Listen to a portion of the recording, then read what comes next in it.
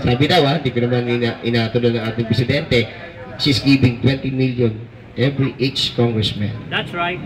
For passing the bill, House Bill number, 1109. Galing talaga ni President. Bigyan ka tayo ng passing 1109 na napasa na sa Congress. Totoo ba? Pasa na rin sa Congress. Di ba? So, ayun naman batas tayo, hindi papasa yun hanggat hindi inaaprobahan ng Senado. Dalawang kapulungan kasi yan higher Congress and lower Congress. Lower Congress is congressman and representatives, and higher Congress is Senate of the Philippines. Pag napasa nila dalawa yan, at saka aakit sa Malacanang for approval of the President bago maging tuluyang batas. Sa inyo na meron akong asikasuhin importanteng bagay, kaya hindi ko na kaya ngayon di ba, hindi ko na nga rin masyadong maasikaso.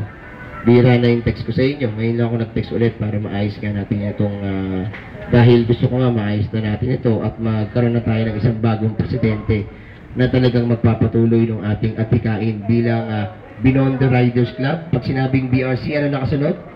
We love the riders. Ano? May narinig ako. We love.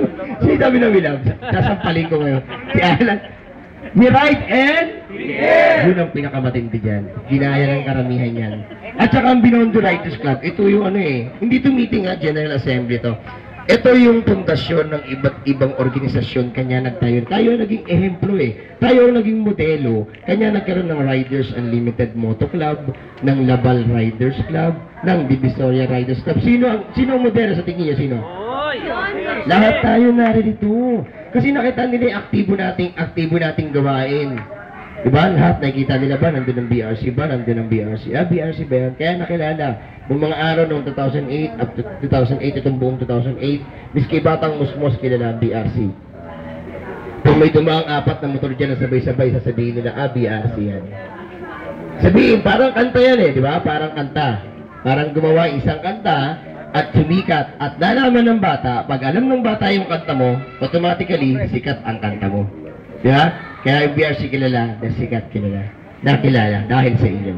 Hindi pa naman ako tatawag ng pangalan, kaya lahat matatawag. Kung hindi ko nga alam kung kabisado ko pa rin kayo ngayon, kasi matagal ang general meeting. Pero I hope that kilala ko pa naman kayo lahat. At